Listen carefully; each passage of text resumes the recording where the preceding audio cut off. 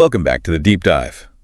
Today we're tackling a place that, well, it often feels a bit daunting, doesn't it? The post office. Right. Especially when you're dealing with anything international. Sending something locally, usually fine, but the minute you need to send something overseas or those forms come out. It gets complicated, and that confusion, it really just comes down to the language, Yeah. not having the right words. That specific vocabulary. Exactly. The counter staff, they're running these quite sophisticated logistics operations. But if you only have, say, basic A2 level phrases, Yeah. you're kind of stuck in, well, we call it survival mode. Just nodding along, basically. Pretty much, you just nod, accept whatever price they give you, and you basically lose control over how fast it gets there or how secure it is. Right. And that's the control we want to help you reclaim today. Our whole mission here is to get you past just, surviving the post office visit. We want you to feel confident, like you're actually managing the whole international logistics piece here yourself. Yeah, commanding it. So we've pulled together material designed specifically to boost your understanding. We're giving you the exact technical phrases, the jargon you need for, well, complete oversight. Okay. And how are we structuring this? We've kind of broken it down. We'll start with the absolute basics, the essential words you need just to get things moving. The survival kit. The survival kit, exactly. But then we'll ramp up pretty quickly into what we're calling the C1 and C2 advanced level. That's where we get into the nitty-gritty of shipping the legal forms, import duties, even some jargon about optimizing how things are packed. Okay, let's dive in then. Before we even get to the counter phrases, you mentioned something important, the trade-offs. Yes, this is fundamental. Every single interaction at the post office involves a decision. It's never just buying a service. It's an optimization puzzle. You mean balancing things? Exactly. You're constantly weighing speed versus cost, and also complexity versus security. Okay. So before I even open my mouth, I need to have thought about that. You really should. You need to sort of internalize that framework. Like, what's your priority? Is it getting a critical document there tomorrow? If so, you'll probably have to pay more. The premium for speed. Right. Or is it a big, bulky item, not urgent at all? In that case, you're probably optimizing for cost, which means, accepting it might take longer. Every phrase we talk about next is basically a tool to manage that specific trade-off right there at the counter. All right, let's build that foundation then. Level 1, mastering the immediate words you need to just start any postal interaction. And we'll begin with the simplest thing you can buy, a stamp. Yeah, even something as simple as a stamp for a letter immediately brings up that core challenge. Speed versus cost. Okay. The basic word, obviously, is stamp. You need that, and you need to say where it's going. But the real insight for you, the listener, comes from understanding the trade-off you're making with that request. Like the difference between first class and second class stamps. We see that a lot, especially here in the UK. Exactly, and people might just see it as, different prices, but it's actually a perfect little miniature example of the bigger logistics strategy. It applies to pretty much every shipping service globally. How so? Well, it's the classic example of prioritizing urgency, isn't it? When you ask for a first-class stamp, you're essentially buying an assurance of speed.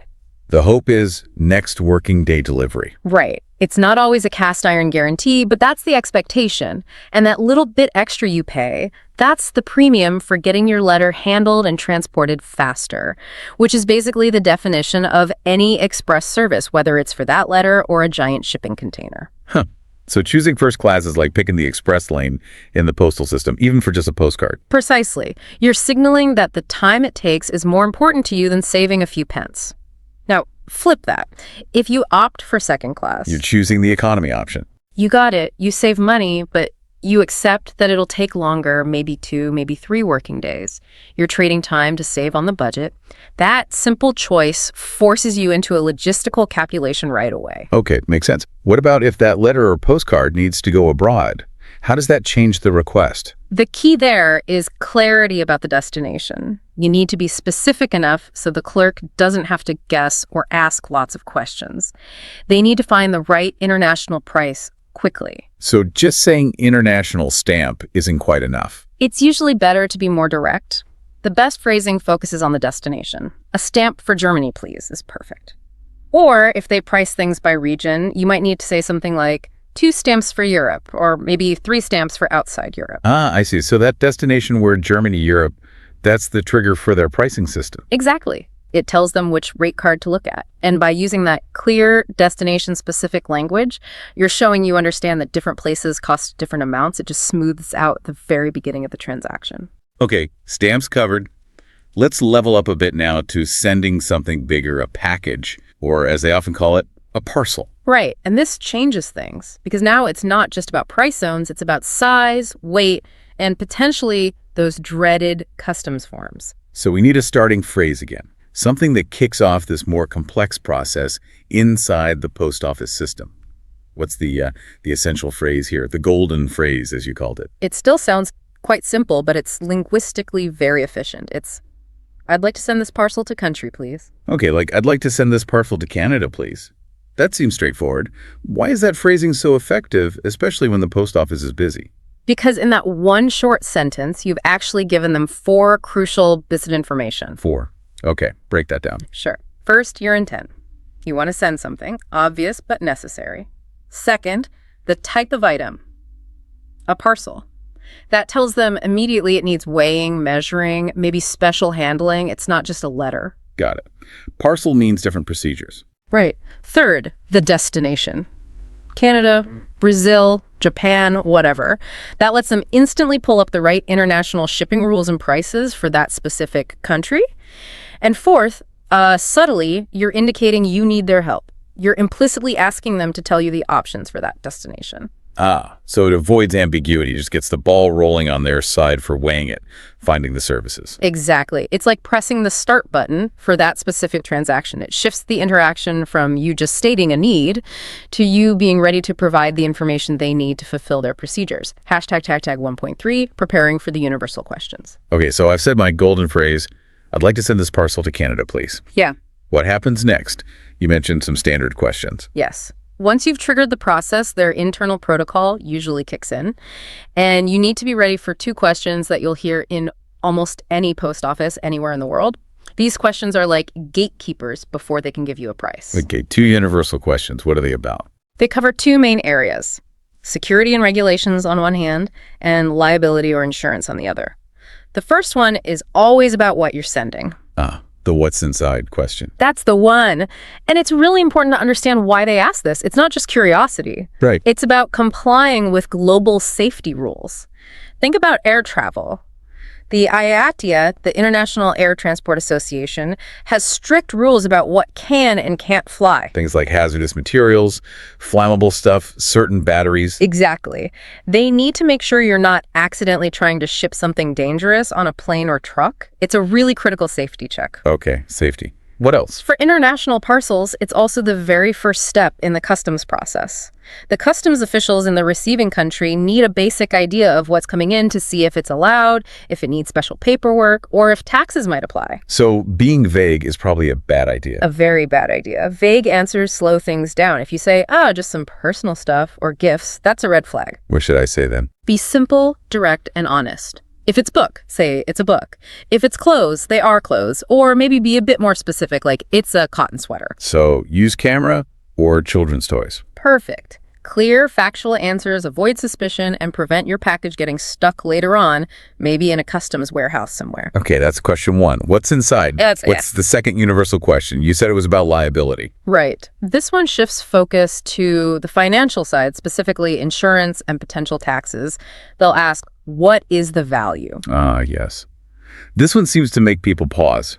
Why is that tricky, especially if it's just, say, a gift I bought? I think people get mixed up.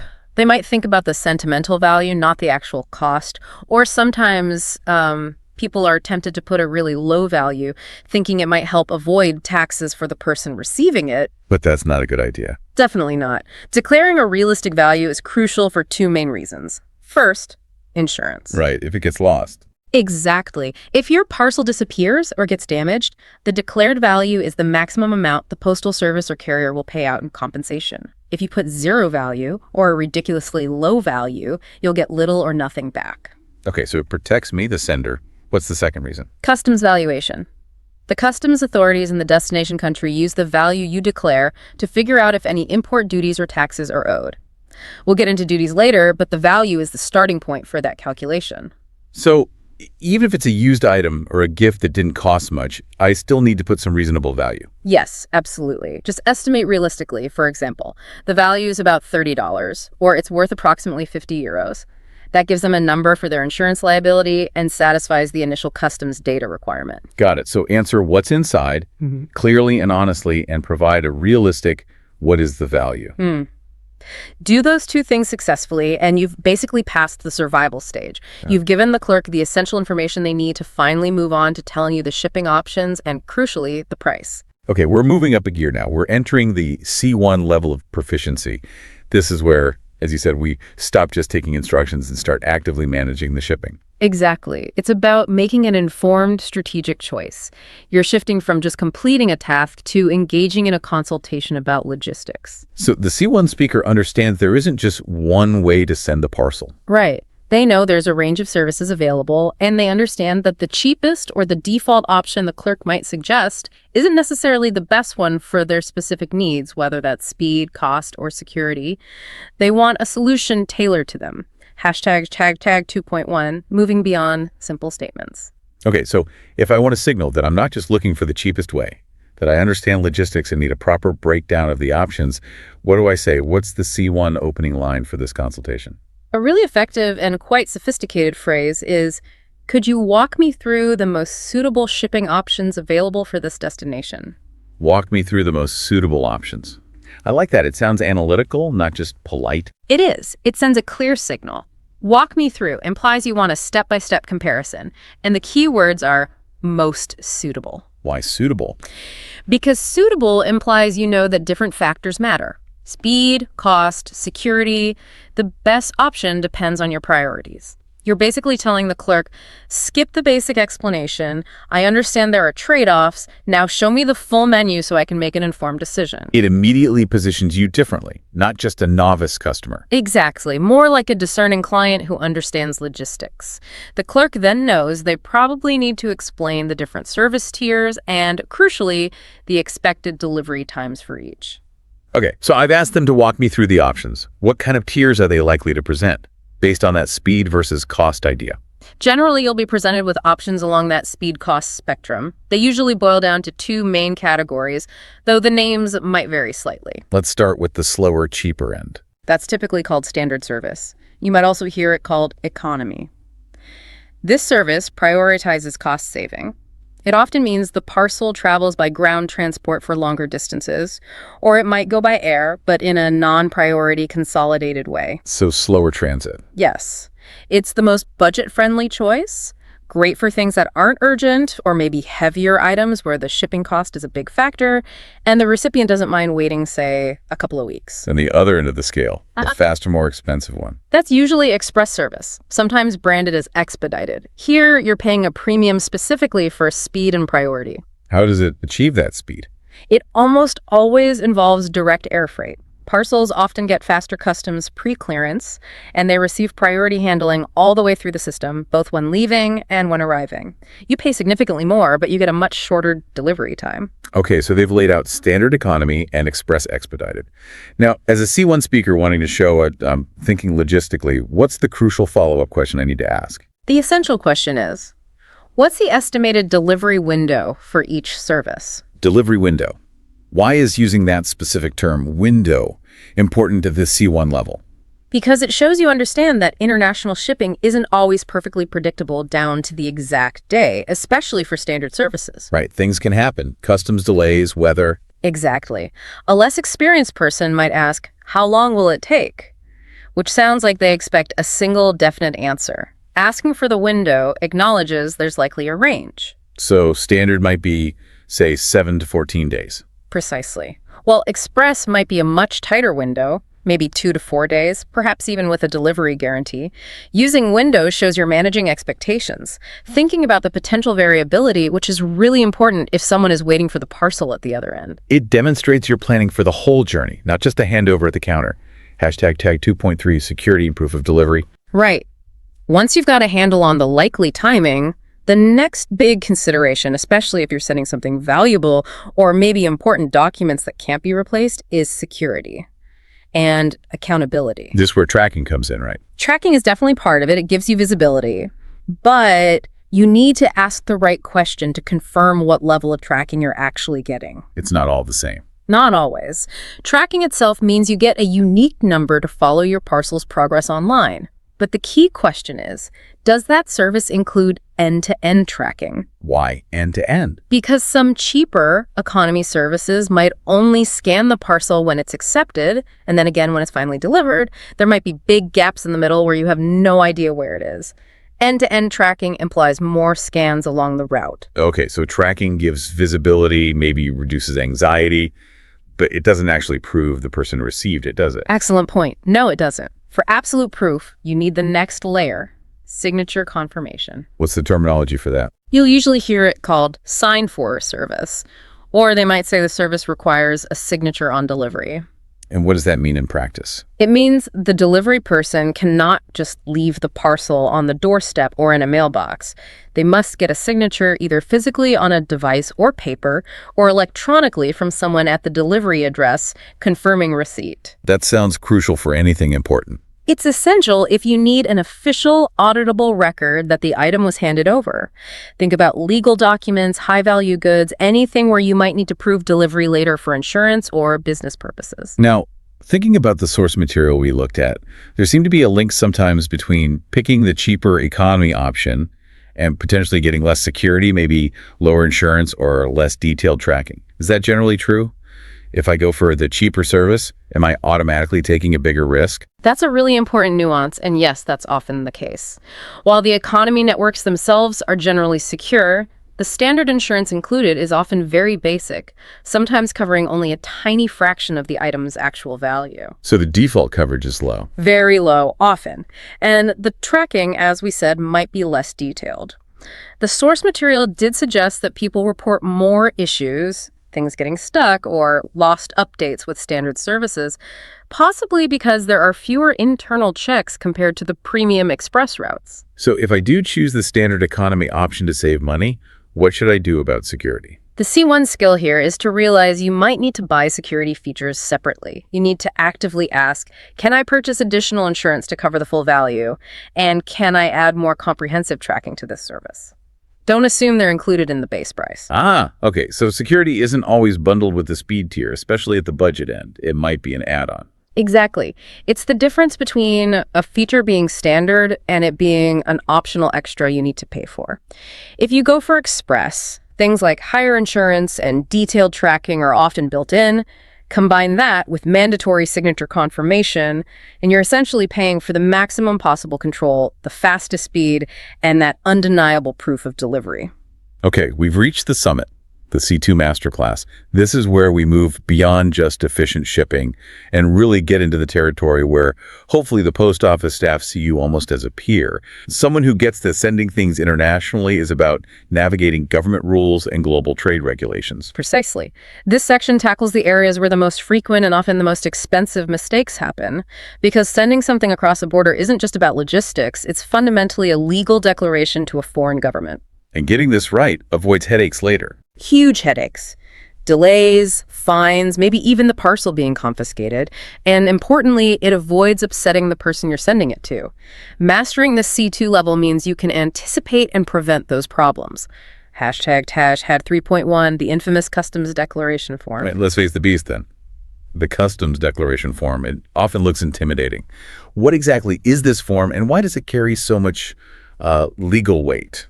Okay, the customs declaration, you'll often see it referred to by codes like CN22 or CN23, which are international standards, isn't just paperwork.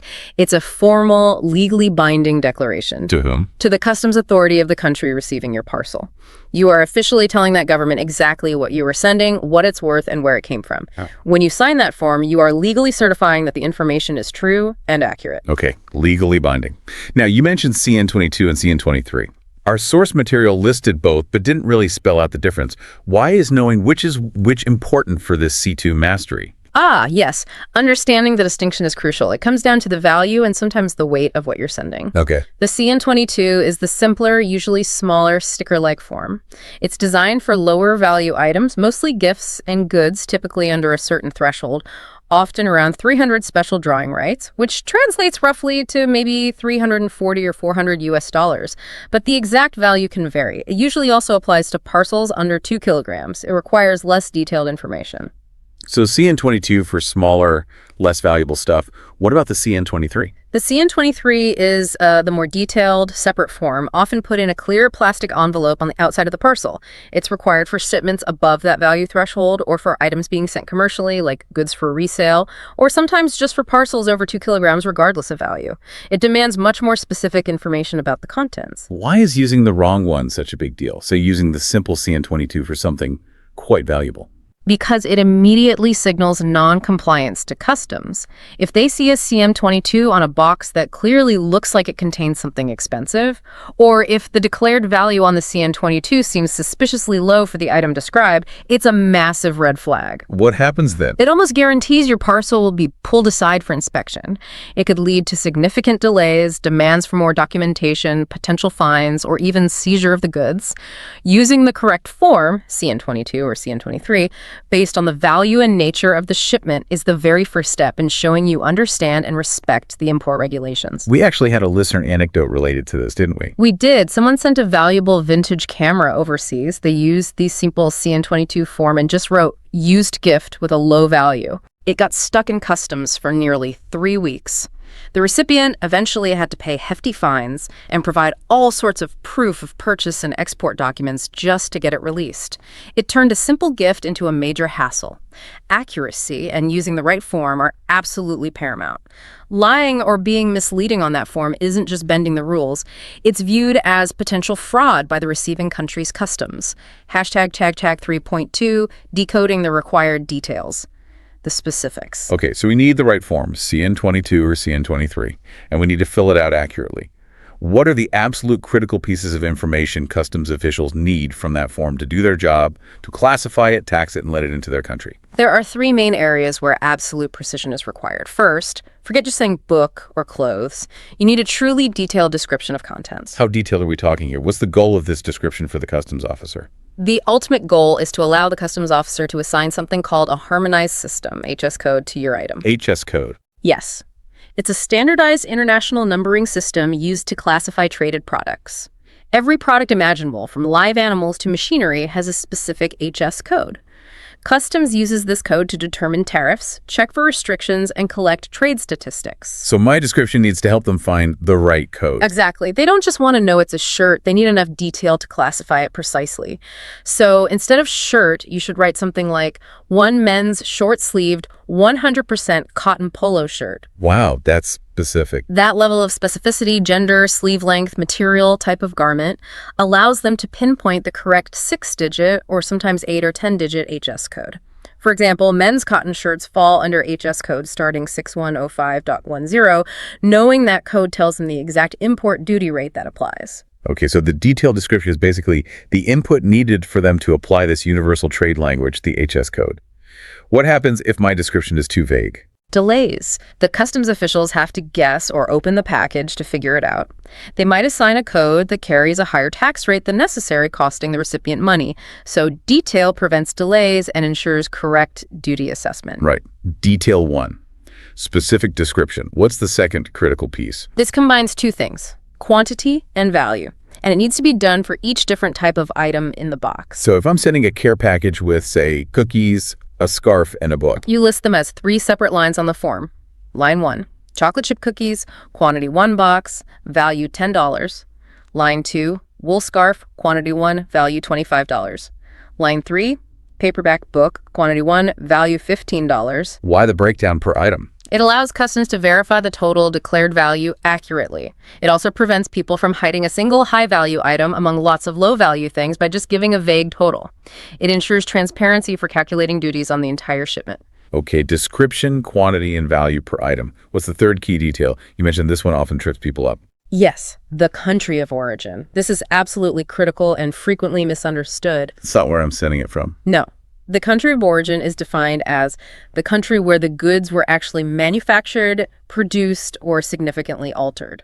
So if I live in the UK and I'm sending a sweater that was made in Vietnam, to somebody in the U.S., the country of origin is Vietnam, Exactly. not the U.K. Why is that specific piece of information so important, legally and financially, to the receiving country? Because almost everything in international trade policy hinges on it. Import duties, quotas, trade agreements, even sanctions, they're all applied based on where the goods originated. Ah, okay. Like the U.S. might have a free trade agreement with country X, meaning goods made there have zero import duty. Right, but goods originating from country Y might face a hefty 25% tariff. The customs official must know the origin to apply the correct financial rules and trade regulations. Getting the country of origin wrong isn't just a mistake, it's potentially misrepresenting the goods under international trade law. Okay, we've meticulously filled out our CN23 form with detailed descriptions, quantities, values, and the correct country of origin. Now we can ask the really smart question, the one that thinks about the recipient's wallet. Yes, this is the C2 question that shows real foresight and consideration. It's, are there likely to be any import duties or taxes for the recipient? Why does asking this demonstrate such mastery? Because it shows you're anticipating the potential costs that might hit the person receiving the package after you've paid for shipping. You're looking at the total landed cost, not just your cost to send it. Let's clarify exactly what import duties are again. Sure. Import duties are essentially taxes levied by the government of the destination country on goods coming in from abroad. They're calculated based on that HS code we talked about, the declared value, and the country of origin. The recipient usually has to pay these duties before customs will release the parcel to them. Right, but you hinted earlier that who pays these duties can depend on the shipping terms. This feels like the peak C2 complexity. You mentioned Incoterms. Exactly. This is where we get into Incoterms, which are standardized international commercial terms defining the responsibilities of buyers and sellers, or in this case, sender and receiver. Okay. When I just go to the post office and pay for standard international shipping, what term am I usually operating under? For most standard postal shipments, you're effectively using a term like DAP, delivered at place. It used to be commonly called DDU, delivery duty unpaid. And what does DAP mean in practice? It means you, the sender, pay for the cost of transporting the parcel to the destination country, usually up to the recipient's address or a local delivery point. However, and this is the crucial part, the recipient is responsible for paying any import duties, taxes like VAT or GST, and any customs clearance or brokerage fees that are charged upon arrival. Ah, so that's the trap. The parcel arrives, but the recipient gets a surprise bill before they can even have it. Precisely. And this is a major source of frustration. People get angry, they might refuse to pay, and the parcel gets sent back to you at your expense or even abandoned. It creates terrible friction. So what's the alternative, the way to avoid that surprise bill for the recipient? The gold standard, especially for businesses sending goods to customers, is DDP, delivery duty paid. Delivery duty paid. What does that cover? DDP means you, the sender, agree to pay everything up front. You pay the shipper cost and you pay all the import duties, taxes, and clearance fees for the destination country. The price you pay includes getting the parcel cleared through customs and delivered to the recipient with nothing more for them to pay. So when I ask the post office clerk, are there likely to be any import duties? Am I essentially asking if they offer a DDP service? You're probing in that direction, yes. Now, most standard national postal services don't easily offer true DDP for casual individual shipments. It's complex to calculate and prepay duties accurately for every country. However, some premium express courier services integrated with the post office or private couriers like FedEx, UPS, DHL do offer DDP options, often as a premium service. So even if the post office can't offer me DDP, just asking the question about duties is still valuable. Absolutely. It shows you're aware of the issue. If the clerk says, yes, based on this value and destination, duties are likely, you then have crucial information. You can't necessarily prepay them through the post office, but you can and should warn your recipient. Tell them, hey, just so you know, you might have to pay some import tax when this arrives. Managing that expectation prevents the nasty surprise. That makes sense. Understanding DAP versus DDP, even if you can't always choose DDP, transforms how you think about the total cost and the recipient's experience. It's moving from just sending an object to managing a full financial transaction. Hashtag 3.4 essential shipping jargon. Okay, to round off this masterclass, let's cover a couple more bits of essential technical jargon. These relate to things that can either stop your shipment entirely or hit you with unexpected costs. Right. First, let's talk about things that simply aren't allowed, prohibited or restricted items. We know the obvious ones, like illegal drugs or weapons. But what are the common things people accidentally try to send that cause problems, especially by air? The list is long and varies slightly by country and carrier, but common culprits today include lithium-ion batteries, especially if they're packed loosely and not installed inside a device. That's a major air safety concern. Like spare laptop batteries or power banks. Exactly. Big restrictions there. Also, aerosols under pressure, like hairspray or deodorant, perfumes and aftershaves, because the alcohol content makes them flammable, and critically, many foodstuffs and plant materials due to agricultural biosecurity rules. Biosecurity preventing pests or diseases from entering a country. Precisely. Many countries are incredibly strict. A C2 speaker doesn't just hope for the best, they anticipate potential issues. They don't wait for the clerk to ask anything liquid, fragile, perishable. They proactively inquire if they have any doubts. So using the example from our notes, instead of just sending homemade jam, I should ask something specific. Yes. A great C2 question would be, are there any restrictions on sending foodstuffs to Australia? Specifically items containing dairy or honey. Why so specific, dairy or honey? Because countries like Australia and New Zealand have notoriously strict rules about animal products like dairy and honey to protect their agriculture. Mentioning those specific ingredients shows you've done your homework, you understand their specific concerns, and you're trying to comply. It signals a high level of preparation. Okay, so check restrictions proactively. What's the final piece of jargon, the one you said causes nasty cost surprises? The silent killer of shipping budgets. Volumetric weight. Volumetric weight. This sounds technical. It is, but it's crucial. This is the real test of whether someone truly understands transport logistics. Most people assume shipping cost is based purely on the actual weight of the package, what the scale shows when they weigh it. Yeah, seems logical. Heavier costs more. Often, yes. But carriers, airlines, shipping companies, even postal services for larger items actually charge based on whichever is greater, the actual weight or the volumetric weight. Okay, what is volumetric weight and why do they use it? Think about the space inside a delivery truck or an airplane's cargo hold. There's only a limited amount of volume, right? Cubic meters or cubic feet. Sure. Now imagine you want to ship a very large box filled with something extremely light, like pillows or styrofoam packing peanuts. That box might only weigh, say, 5 kilograms, but it could take up the same amount of physical space as 50 smaller, denser boxes filled with books that weigh much more individually. I see. The light box uses up a lot of valuable space relative to its weight. Exactly. The carrier needs to make money based on the space used, not just the weight carried. So they calculate the volumetric weight, sometimes called dimensional weight or dim weight, based on the package's dimensions. There's a formula, usually length x width x height in centimeters, divided by a specific number called a volumetric divisor, often 5,000 or 6,000, depending on the carrier and service. And that calculation gives them a weight based on size. Yes. It gives them a kilogram figure that represents the parcel size. Then they compare that volumetric weight figure to the actual weight from the scale. Whichever number is higher is the one they use to calculate your shipping price. So my 5-kilogram box of pillows might have a calculated volumetric weight of, say, 40 kilograms. It absolutely could, if it's large enough. And if that happens, you will be charged the shipping rate for a 40-kilogram parcel, not a 5-kilogram one. Ouch. That could be a huge difference. It often is.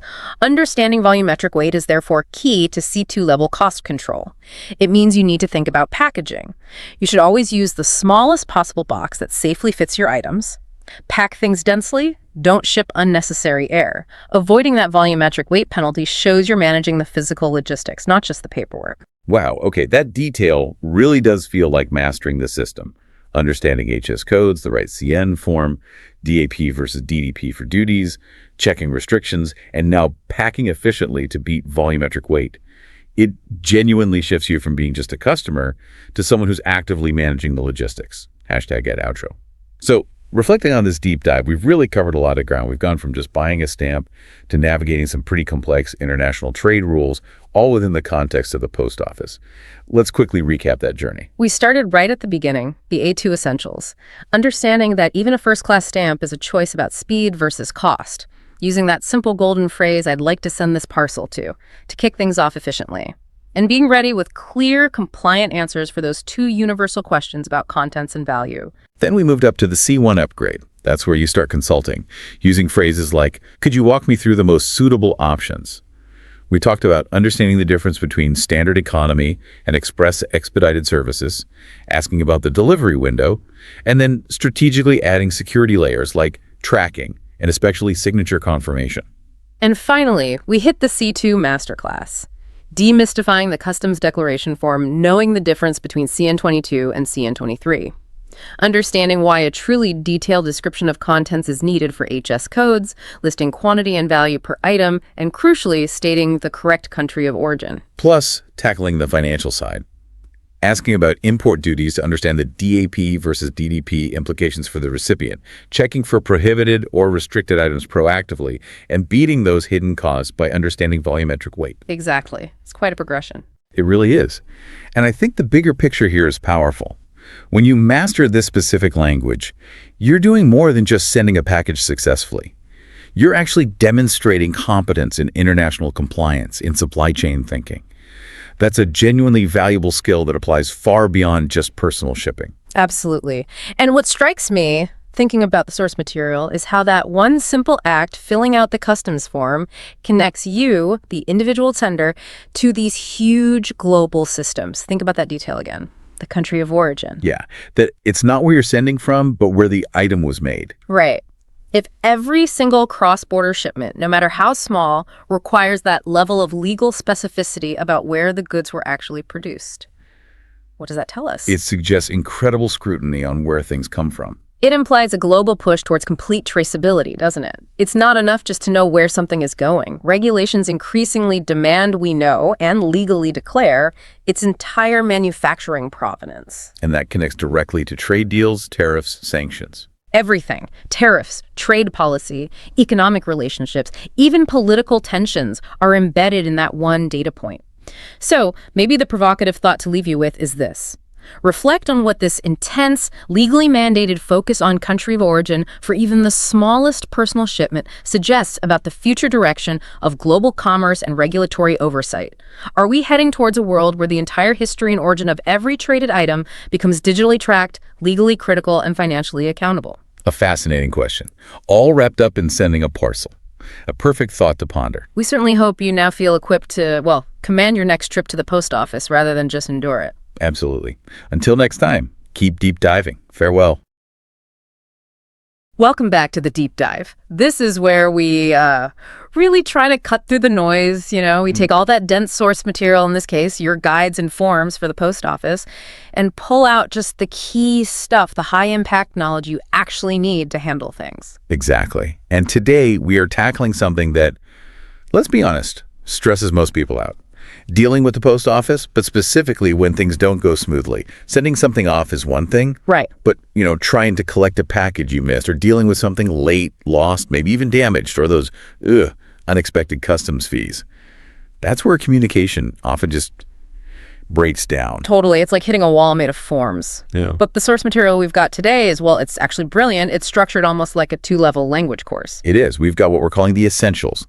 That's the straightforward functional language, think A2, maybe B1 level for the basic everyday stuff. Collecting a parcel, asking a simple question, things like that. Stuff you hope is all you ever need. Hopefully. But then we shift gears into the master class. And this is where it gets more complex. We're talking about the formal procedural language, the C1, C2 level stuff, the vocabulary that really elevates you from just a worried customer asking questions to someone who is formally starting a process, like making a claim or appealing a charge. Precisely.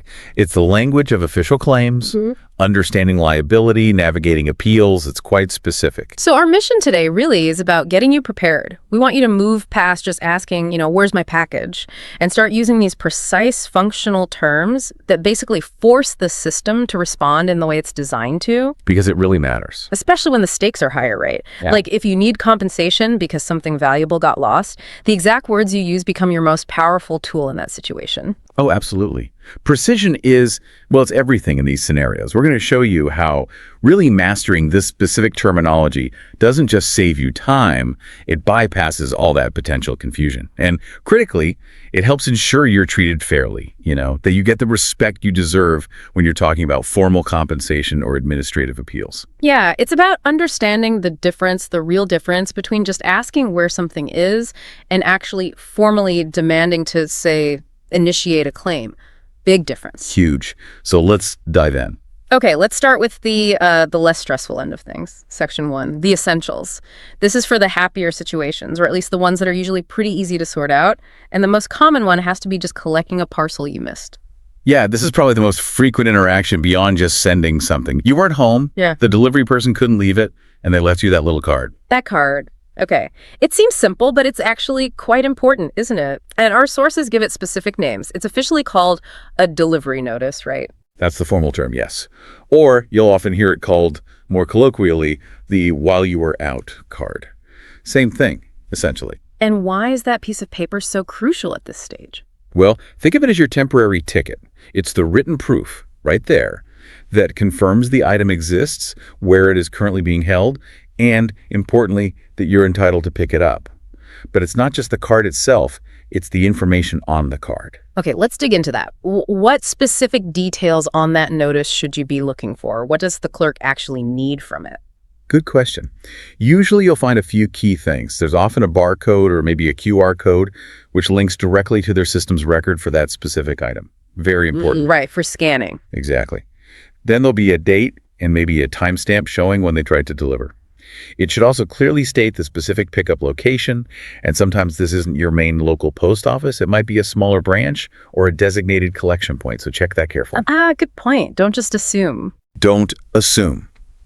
And maybe the most critical piece of information on there, for you, the customer, is the collection expiry date. The deadline. The deadline. Seriously, pay attention to this. If you miss that date, the item typically gets returned to the sender automatically. No arguments. So knowing that date and all the other details just makes the whole collection process much, much smoother when you get to the counter. Okay, so you've got the notice, you've checked the location and the expiry date, you head down there, you queue up. But just having the notice isn't enough, is it? This is where people sometimes get caught out, even on this simple task. It really is. It's the step 2 that catches people. You absolutely always need to bring personal identification with you. Right, ID. Yes. Our sources are very clear on this. You need both a delivery notice and a valid form of official photo ID, usually a passport or a driving license. Sometimes a national ID card works too, depending on the country. And why both? What's the logic there? It's a security check. The notice proves the parcel exists and is waiting. The ID proves that you are the person it's addressed to, or at least someone authorized to collect it. They need to verify your identity against the name on the parcel. It prevents someone else from just picking up your mail with a found notice. Makes sense. Okay, so picture the scene. You're at the counter, notice in one hand, ID ready in the other. You don't need some long story. What's the key phrase? How do you kick things off efficiently? Keep it simple, direct, and polite. The essential phrase is just, "Hello, I'm here to collect a parcel, please." That's it. Short and sweet. Uses the key verb, collect.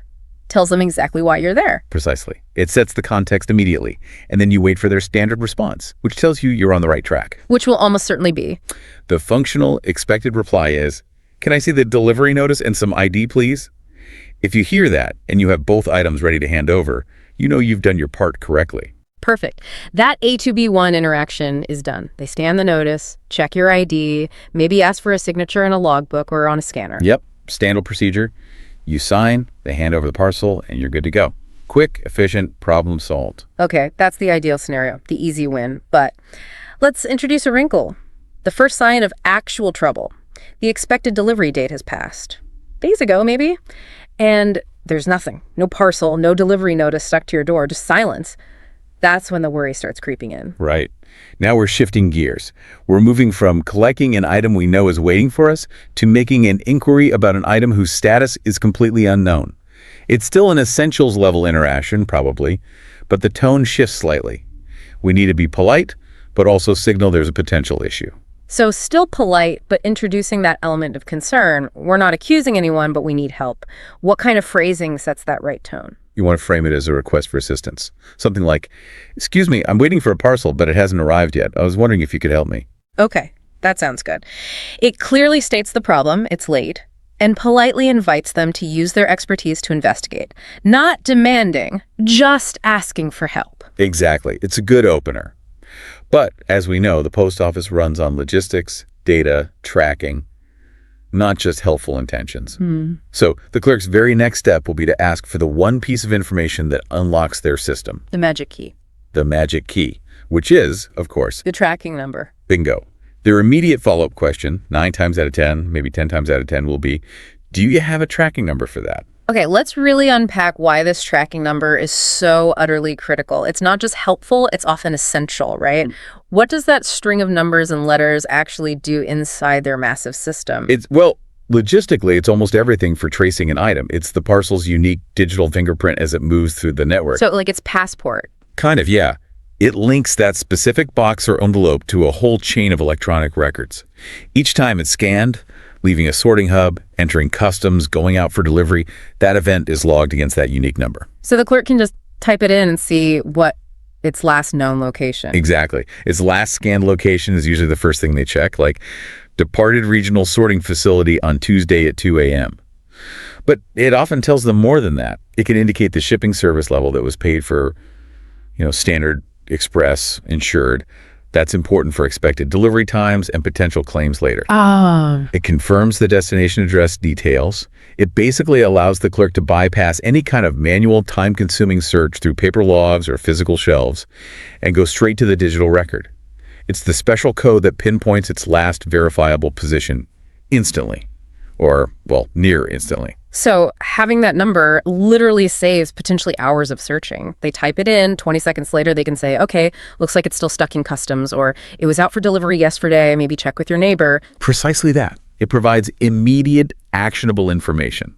So if you have it, maybe the sender emailed it to you or it's on your online order confirmation you just provided. Yes, the tracking number is XYZ123.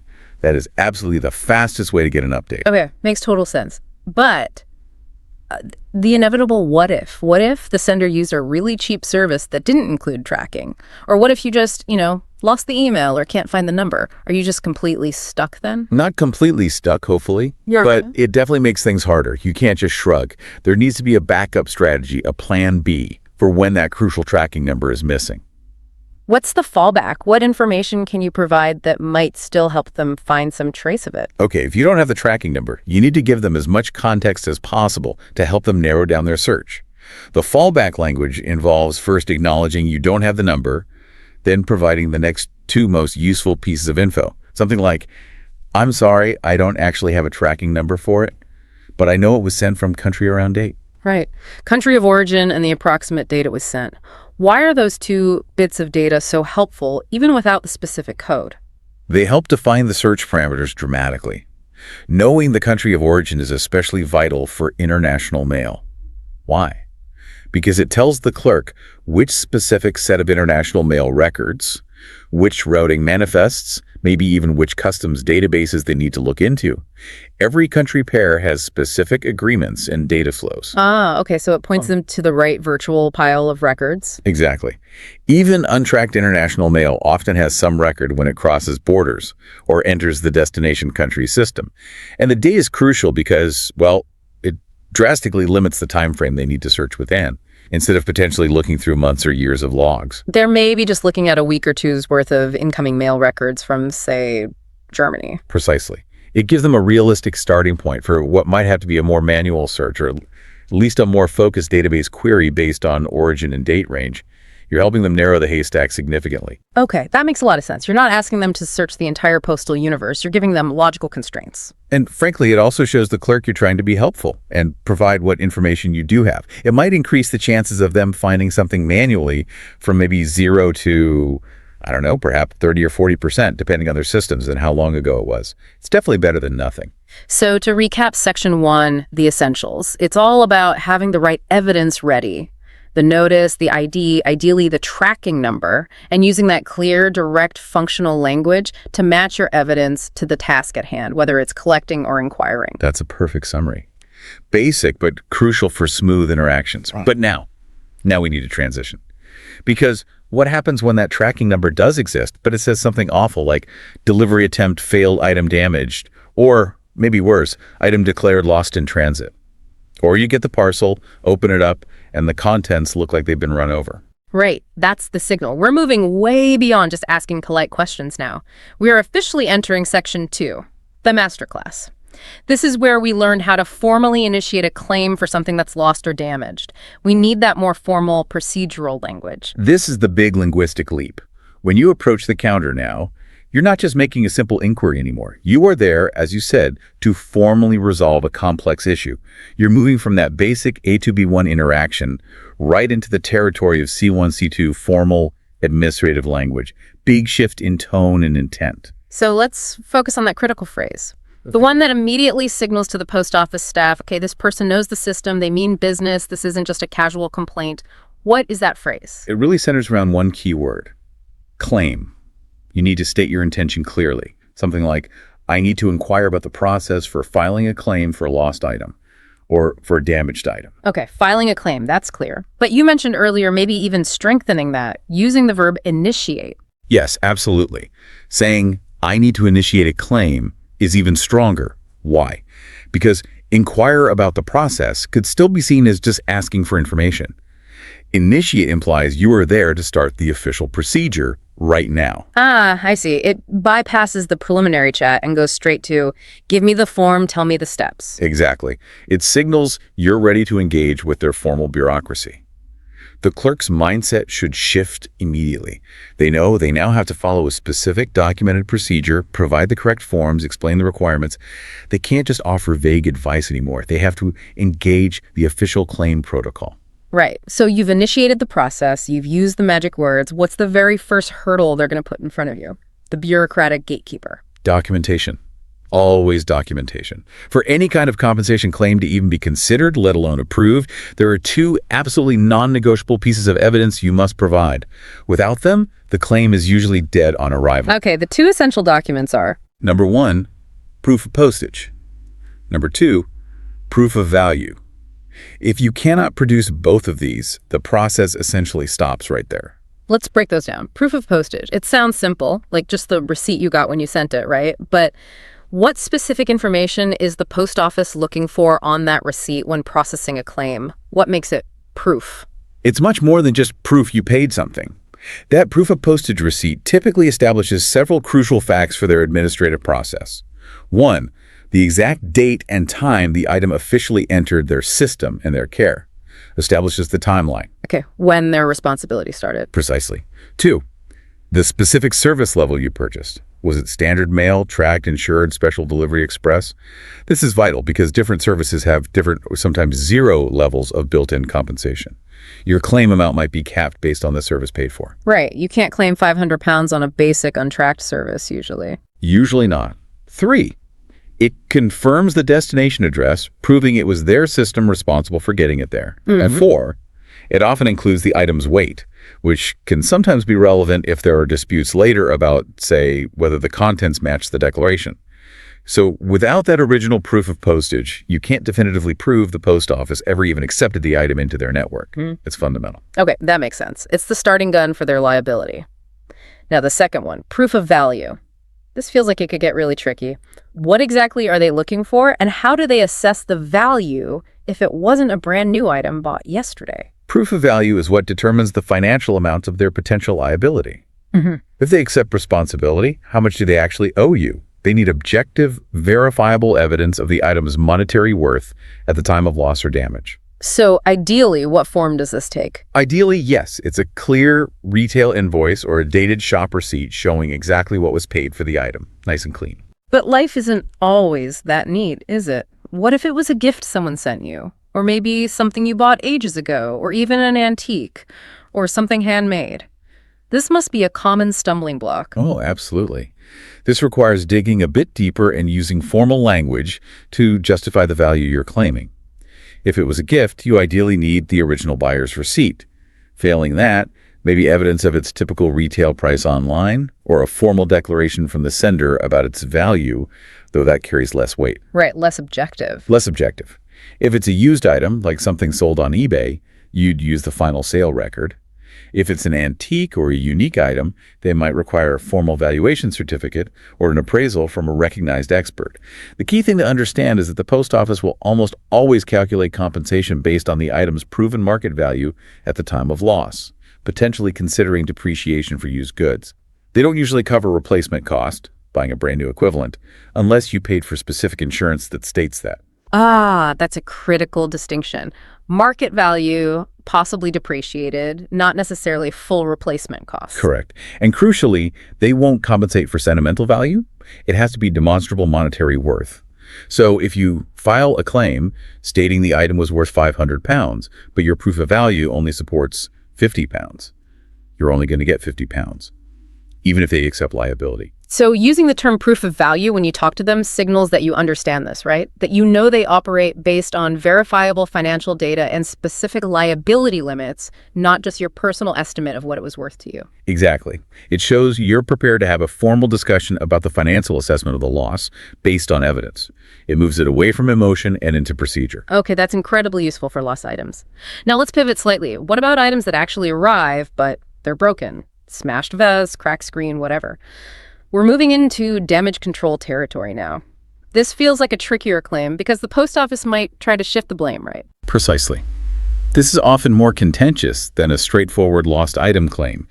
Because the item was delivered, their default position might be to question how it was damaged and potentially deflect responsibility back onto the sender. So using the right, precise, formal language here is maybe even more important to make sure they categorize the claim correctly and investigate properly. Absolutely. You need to use their official terminology to force it down the right administrative path from the start. And what is that official terminology for an item broken during delivery? You need to state clearly, I'd like to file a claim for an item that was damaged in transit. Damaged in transit. Okay, let's pause on that phrase. Why is in transit so important there? Because in transit specifically locates the point of damage within the period that the item was under the post office's care and control. Between proof of postage and delivery attempt, it explicitly places the responsibility window onto their handling and transportation process. Got it. It's not damage that happened before sending or after delivery. It's their part of the journey. Correct. It dictates the type of claim form they should give you, the kind of internal investigation they need to conduct. Tier G, checking handling procedures at sorting centers. However, as you hinted, the post office has a standard, powerful counterargument ready to deploy in these situations. I can almost guess what it is. It's about how it was packed, isn't it? Exactly. Their primary defense, almost inevitably, will be to suggest or outright claim that the damage occurred because the item was inadequately packaged by the sender. Ah, the classic blame the sender move. It's a standard liability shield for them. If they can successfully argue the packaging wasn't sufficient for the item and the normal rigors of transit, they can potentially deny the claim entirely, arguing the damage wasn't due to their negligence, but due to the sender's poor preparation. Okay, so knowing this defense is coming, how do you, the recipient making the claim, prepare your counter-defense? What practical steps should you take, and what language should you use? This is absolutely crucial. You must retain the original packaging. All of it. The box, the bubble wrap, the tape, everything. Do not throw it away if the item inside is damaged. Keep the evidence. Keep the evidence, because you need that physical proof to refute their potential inadequately packaged claim. When you initiate the claim, you should be prepared to address this head-on. You might say something like, I need to file a claim for an item damaged in transit. I understand you'll need to assess the packaging, and I have kept the original box and all the internal padding, which included, for example, 3 inches of bubble wrap, and the box itself was clearly marked fragile.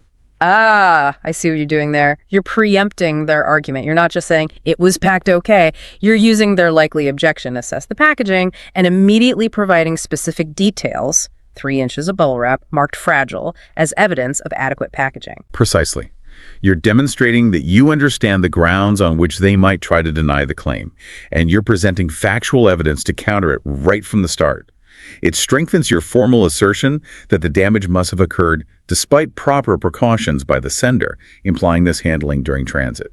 So it turns into a mini debate about negligence. Was it negligent packaging by the sender or negligent handling by the postal service? That's essentially the core of a damage claim investigation. And being prepared to discuss the packaging specifics using their terminology like adequate packaging versus damaged in transit shows you're ready to engage in that formal argument based on the evidence. You're speaking their procedural language. Wow, okay. That really clarifies the claim process, moving it from just being upset about a broken item to actually navigating the formal liability discussion. Fantastic detail, but there's another flavor of postal frustration, isn't there? Particularly with international stuff. That moment when your eagerly awaited parcel finally arrives, along with an unexpected and often hefty bill. Ugh, yes. The dreaded customs charge notification. Let's move into Section 3. The complex fees, specifically, disputing customs charges. There are few things more deflating than finally getting your package, only to find you owe a significant amount in import duties or taxes that you genuinely believe shouldn't apply. Right. It feels unfair or like a mistake has been made. But before we even get into the language to use, let's manage expectations. Can the person standing behind the post office counter actually resolve this kind of dispute? Can they just waive the fee if you argue well enough? Almost certainly no. This is a really critical point for listeners to understand up front to avoid frustration. The local post office counter clerk is acting as a collection agent for the customs authorities and the postal service's handling fees, but they are not customs officials themselves. They cannot adjudicate disputes, change classifications, waive duties, or refund charges levied by the separate government customs agency. So shouting at them is pointless. Completely pointless and unfair to them. Their role in this specific scenario is usually limited to explaining why the charge exists, based on the paperwork attached, and crucially, advising you on the process for formally challenging it if you disagree. They are facilitators for the next step, not the decision makers. Okay, so our goal with the language here isn't to get the clerk to fix it, but to use precise terms that get them to point us firmly towards the correct official review channel.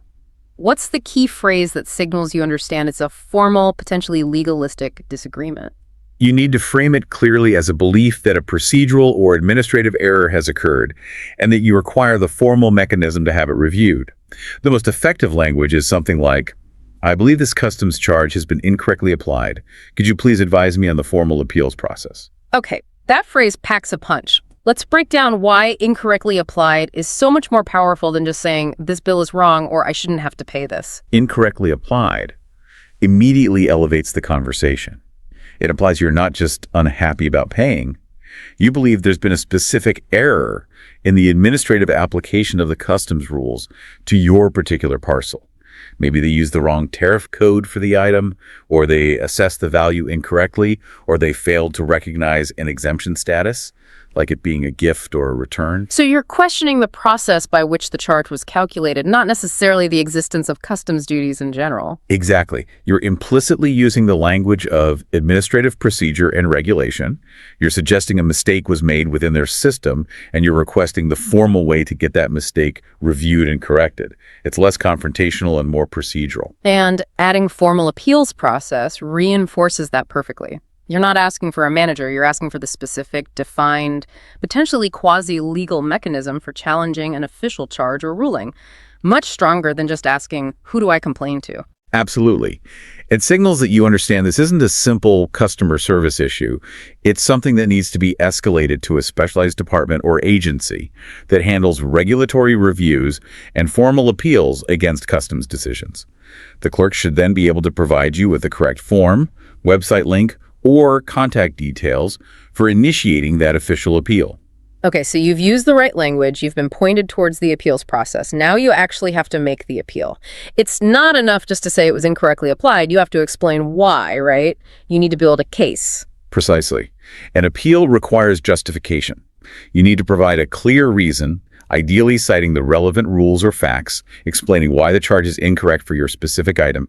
You're essentially building a mini argument. What are the most common grounds for appeal? What kind of justifications do we typically see in the source materials? The justifications usually revolve around specific customs regulations or declaration details. You need language that directly references these. Probably the most common, and a great example of high-level language, is related to gifts or low-value items. The contents were clearly declared as a gift, and the assessed value is under the country's taxable threshold. Okay, let's park right there for a moment. That phrase, taxable threshold, that sounds like serious bureaucratic jargon. This really feels like the heart of the masterclass. It absolutely is. Taxable threshold is the specific official term for the monetary value limit set by the government of the importing country. Goods imported below this value are legally exempt from customs duties and import taxes, like VAT or GST. And this threshold amount varies wildly from country to country, doesn't it? Hugely. It could be equivalent to $20 in one place, maybe $800 in another for certain types of goods. It often depends on whether it's a commercial import or personal one, like a gift. Knowing the specific threshold for the country you're in is key. So, by using the actual term taxable threshold in your appeal, you're demonstrating something important, aren't you? You're demonstrating that you've done your homework. You're not just vaguely complaining about the fee, you're actively referencing the specific regulation that you believe should exempt your parcel. For instance, if your country has, say, a 45 duty-free threshold for gifts between private individuals, and your parcel was declared as a gift valued at €30, stating the value is under the taxable threshold for gifts, forces the reviewing customs agent to directly check that specific rule against the declaration form, off of the little green CN22 or the longer CN23 sticker attached to your parcel. So you're basically citing the law that supports your case. Very powerful. It transforms your appeal from a simple complaint into a statement citing regulatory compliance. It makes it much harder for them to dismiss it out of hand. They have to actually verify if the rule applies as you claim. What if the issue isn't the value, but how they classified the item? Like, they charged it as if it were, say, commercial electronics when it was actually just personal clothing being returned? Another common scenario. That requires slightly different but equally precise language focusing on the customs classification or the declared purpose. You might state, the item appears to have been incorrectly classified under Tariff Code Mention Code, if you know it, which applies to commercial goods instead of correct code category for personal effects or return goods. Or perhaps, the declared purpose was return goods, but it seems to have been assessed as a commercial sale. Okay, so you're pointing to a specific error in how they categorized it using their own system codes or descriptions. Yes, and in these cases, you absolutely must provide supporting evidence with your appeal. This could be the original shipping receipt showing it was being returned to the original seller, or perhaps the original invoice proving you already paid tax on it initially if it's a return. Evidence is key for classification disputes. It really sounds like the core principle, whether you're disputing value, classification, or exemption status, is to adopt the specific technical language that the customs bureaucracy itself uses to manage these different categories. That's the secret sauce, really. The bureaucracy operates using predefined categories and codes for everything. To successfully challenge a decision within that bureaucracy, you need to speak its language. You need to use terms like appeals process, incorrectly applied, taxable threshold, and potentially specific terms like tariff classification or country of origin rules. Doing so ensures your appeal gets routed correctly and assessed against the relevant internal guidelines much more efficiently. That is a fantastic deep dive into resolving those really high-stakes, complex, and often infuriating fee disputes. Okay, let's shift focus one last time. Let's move away from conflict and towards coordination. Section 4. Practical logistics specifically, scheduling redelivery. We've all been there, that frustration of missing an important delivery, especially something you have to sign for because you were just out for an hour. Oh, it's incredibly common and very annoying. And this scenario introduces its own set of useful logistical jargon that helps you, the customer, regain some control over the delivery timeline. When you miss an item that requires a signature, often called a signed for or recorded delivery item, the postal worker usually can't just leave it. They have to take it back. Right. They take it back to the depot, leave you that while you were out card we talked about, and you're stuck waiting or having to go collect it, which isn't always convenient. Exactly. But there's often a formal process to fix that delay and get them to try delivering again, but on your terms. And that formal process is? It's arranging or scheduling a redelivery. This service instructs the system to take the item back out of the holding depot and put it back into the delivery route, specifically on a day that you request. But initiating this requires a specific functional inquiry phrase. It's a bit more formal than just asking, can you try again tomorrow? Okay, give us that phrase, the one that signals you want to formally coordinate the next attempt. You'd typically ask, is it possible to schedule a redelivery for this item? Using the verb schedule is key here. Why schedule? What does that imply? Schedule implies a formal booking, an action that needs to be logged into their operational system. It suggests you want to arrange a specific, agreed-upon date governed by their timelines and availability, rather than just expressing a vague hope that they'll bring it back sometime soon. It triggers a different internal process for them. Right, it's more concrete. So you ask to schedule a redelivery. What usually happens next? I'm guessing the person at the main counter doesn't handle the actual scheduling themselves. Usually not, no. Just like with customs appeals, the counter clerk will typically direct you to the dedicated service for this. Our source materials consistently show that most modern postal services handle redelivery requests through either a specific section on their website, an online portal where you enter the tracking number or notice number, or via a dedicated automated phone line. So it's often self-service, guided by their system. Often, yes. And the great advantage of these systems is that they usually allow you, the customer, to actively choose a specific delivery day from a list of available upcoming dates, maybe Tuesday, Wednesday, or Thursday next week, for example. This puts you back in control and eliminates that anxiety of just waiting indefinitely for them to maybe try again. That is a huge practical benefit, isn't it? You can pick a day you know you'll be home, especially for those items that absolutely require a signature. Exactly. But the options don't always stop there. Sometimes, when scheduling a redelivery, you might also have choices about where it gets redelivered, and this introduces a couple more pieces of specific logistical jargon. Okay, alternative delivery locations. What are the common official options besides just trying your home address again? Well, one common option, particularly if you know you won't be home on any weekday, is to have it diverted to a different convenient pickup point. This might be a different local post office branch closer to your work, or perhaps a designated partner store or lock-up bank. These are often referred to generally as collection points. You schedule the redelivery to that point and then collect it later at your leisure. Okay, collection points. Makes sense. But you mentioned another more interesting term earlier, something about leaving it even if you're not home.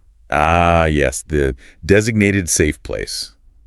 This sounds quite straightforward, like just telling the postie to leave it behind the bin, but the official terminology, the use of the word designated, is actually quite significant from a legal and liability perspective. How so? What makes a designated safe place different from just, a regular hiding spot? We need to define designated safe place as specific operational jargon. It refers to a particular spot at your delivery address that you have formally agreed upon in advance with the Postal Service, where they are authorized to leave parcels without obtaining a signature. So it's like a pre-approved drop-off spot, a micro-contract for that delivery. That's a great way to think of it, a micro-contract. The key is the formal agreement. You usually have to select this option explicitly, maybe by ticking a box on the redelivery scheduling website or app, and often by providing a very specific description of the location. Not just leave it in the garden, but inside the blue recycling bin by the side gate or in the waterproof delivery box on the porch.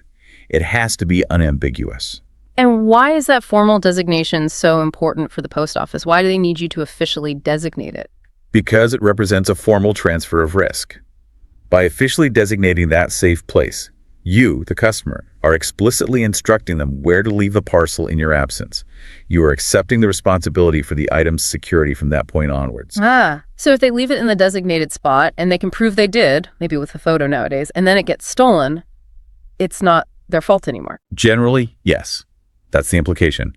Once the item is placed in the agreed-upon, formally designated safe place, the post office has fulfilled their delivery contract according to your instructions. The liability for loss or damage after that point typically shifts back to you, the recipient. They're covered, provided they followed your specific designation. Wow. Okay, so mastering this vocabulary, knowing you can schedule a redelivery, maybe divert it to a collection point, or authorize delivery to a very specific designated safe place, it's all about using their system's options efficiently, but also understanding the responsibility that comes with some of those options. Precisely. It makes the whole redelivery process potentially much faster and more convenient for you, and it ensures the arrangement is officially logged and understood by their system. You're speaking the language of their delivery protocols, which makes the whole interaction smoother and clearer for everyone involved. We have really covered a huge amount of ground here, from the absolute basics, like understanding that delivery notice, all the way through to the really complex stuff, like knowing the term taxable threshold for a customs appeal. Every single piece of this specific vocabulary seems designed to do one thing: make the big, complex machine of the post office work more effectively for you. You've hit the nail on the head. Think about it. If you use vague, everyday language, or worse, emotionally charged language when there's a problem, the poor clerk on the other side of the counter has to first decipher what you actually mean, then mentally translate your situation into the correct formal protocol or administrative category within their system. That takes time and increases the chance of error. Whereas if you walk in already using the precise term, If you use the precise term, initiate a claim, damaged in transit, schedule redelivery, incorrectly applied customs charge, you are effectively doing that translation work for them. You are pointing them directly to the correct administrative pathway, the right form, the right procedure, instantly. It is genuinely the ultimate time saver when dealing with any large bureaucracy. Okay, this feels like the perfect moment for a final recap. Let's really cement that high-powered, formal masterclass vocabulary toolkit for everyone listening. Let's do it. Let's quickly run through those key C1, C2 level phrases again, focusing on when and why you use them. Right, so when you've decided a problem needs official action, moving beyond just asking questions, you state your intent clearly. I need to initiate a claim. And to back up that claim, to even get it considered for compensation, you absolutely must have the foundational documents: proof of postage and proof of value. No proof, likely no claim. If the item arrived, but it's broken, you use the specific language that defines the problem within their responsibility window. It was damaged in transit. And you need to be ready to defend against their likely counterclaim that it was inadequately packaged. Remember to keep the packaging. When you're facing that unexpected and you believe incorrect customs bill, you use the language of administrative review.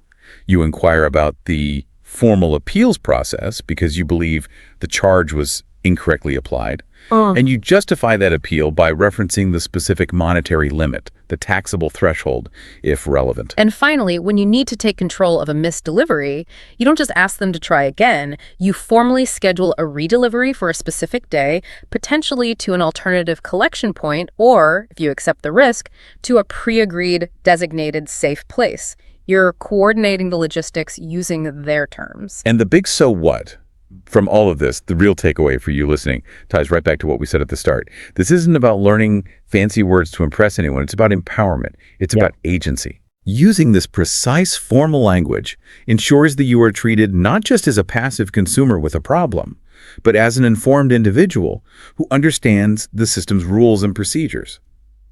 And that understanding fundamentally changes the interaction. It helps guarantee that your issue is addressed efficiently, fairly, and with the proper administrative rigor, minimizing your time, your frustration, and any potential financial loss. It really is about shifting that power dynamic, isn't it? When you walk into that post office or fill out that online form armed with the correct terminology, you're not just asking for help anymore. You're essentially demanding that the required administrative process be followed. You're holding the system accountable to its own rules. Absolutely. Think about the immediate difference in perception. Compare someone saying, hi, my parcel arrived, but the stuff inside is broken. What do I do now? Versus someone stating calmly, good morning, I need the relevant form to initiate a claim for an item damaged in transit, reference number XYZ. I have retained the packaging and have proof of postage and value. Worlds apart. Worlds apart. The second statement sends immediate powerful signal of competence and preparedness. It ensures the clerk takes the issue seriously right from the start and moves directly to the necessary procedural steps, skipping the ambiguity and getting straight towards resolution.